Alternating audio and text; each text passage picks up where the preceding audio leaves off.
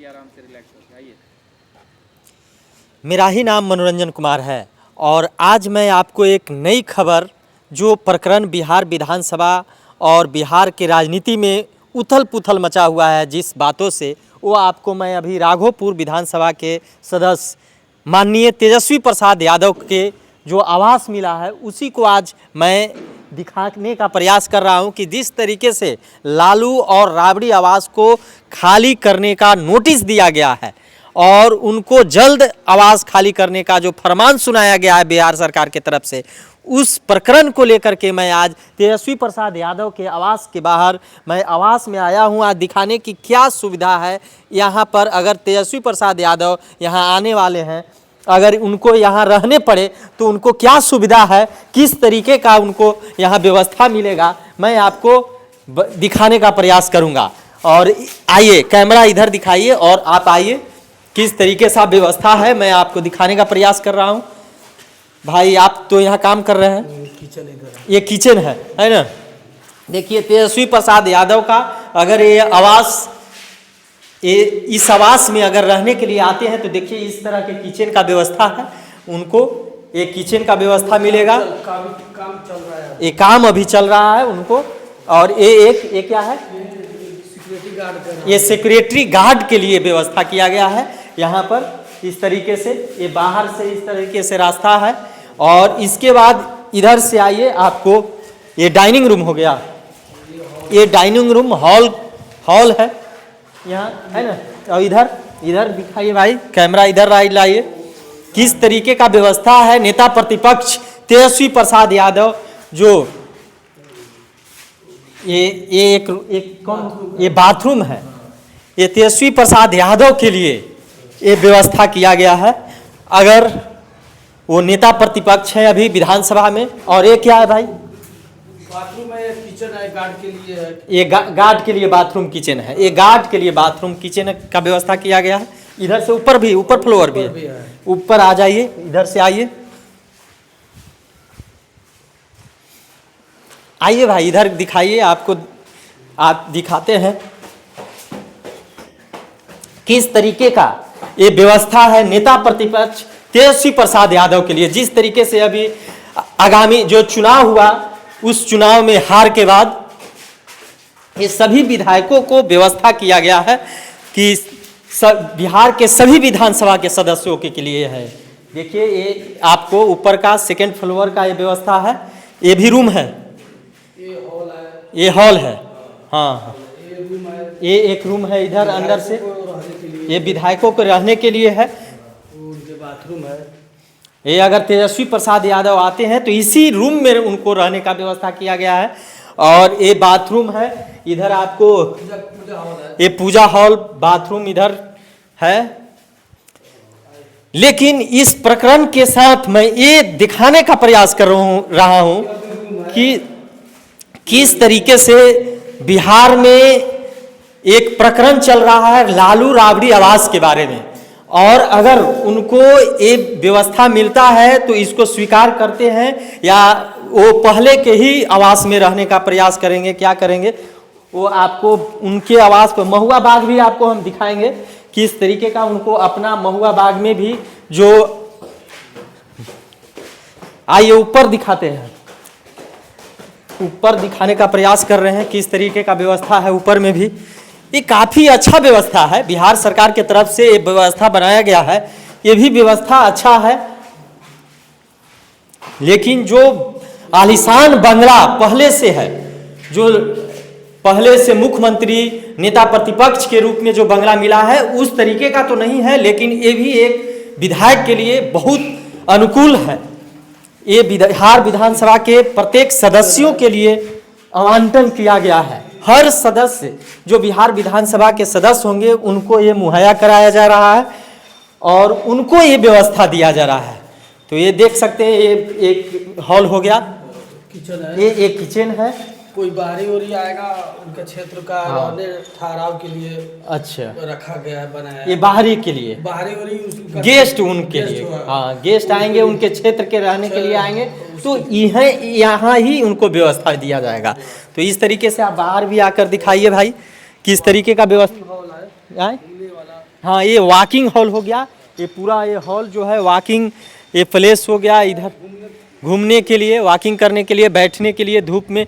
आप इधर से थोड़ा सा विजुअल भाई दिखाइए, कितना अच्छा ये दृश्य है, विजुलाइज कीजिए। इधर से देखिए कितना सुंदर यहाँ से दिखने में लगता है।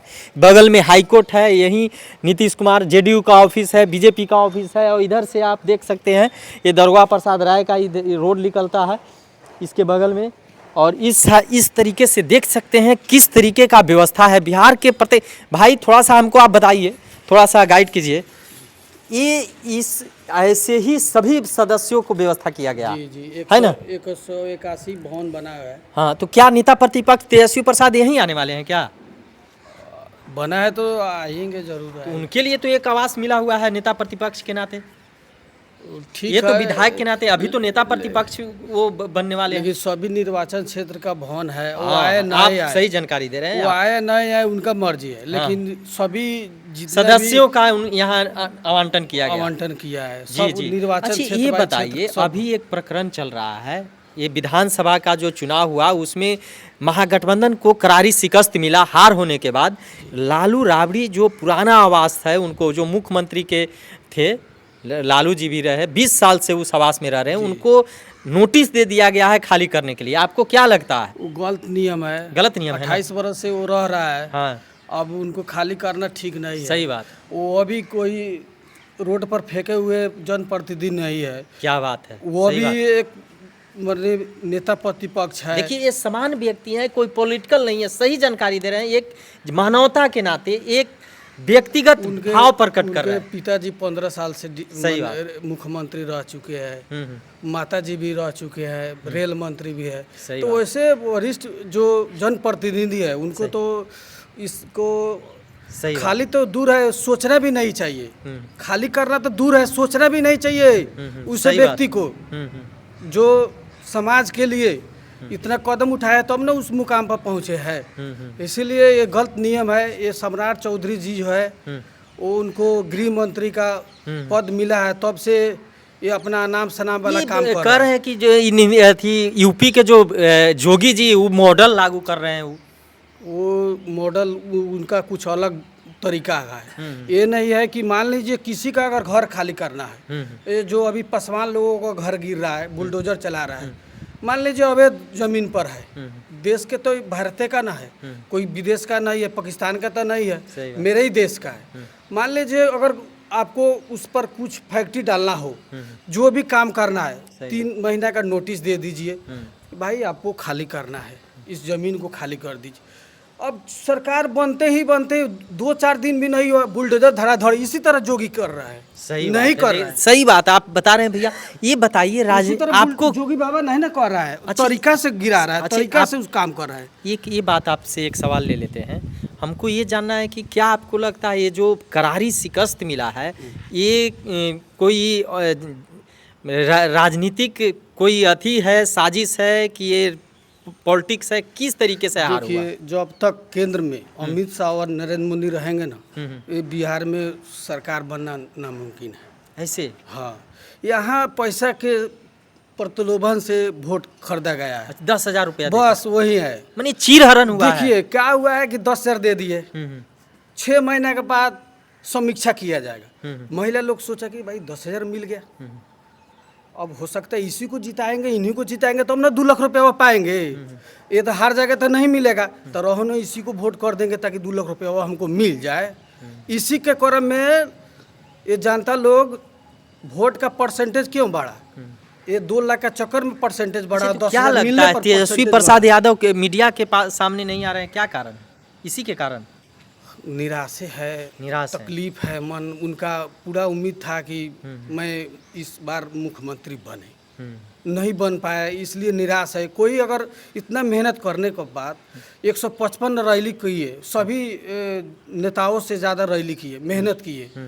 हम लोग है तो 500-600 का दिहाड़ी कमा कर सो जाते हैं।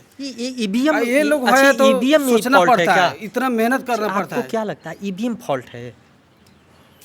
अब देखिए, हम उतना ज्ञानी नहीं है, लेकिन हम इतना कह सकते हैं कि कुछ ना कुछ है। होगा है। अच्छा एक बात और ये, लेकिन ये जो राजद के प्रदेश अध्यक्ष हैं मंगनी लाल मंडल जी जी वो कह रहे हैं, अभी कल ही बयान दिए हैं कि जो भी करना है नीतीश कुमार को कर ले, सम्राट चौधरी आवाज़ खाली नहीं करेंगे। आपको क्या लगता है इस पे क्या कर सकते हैं?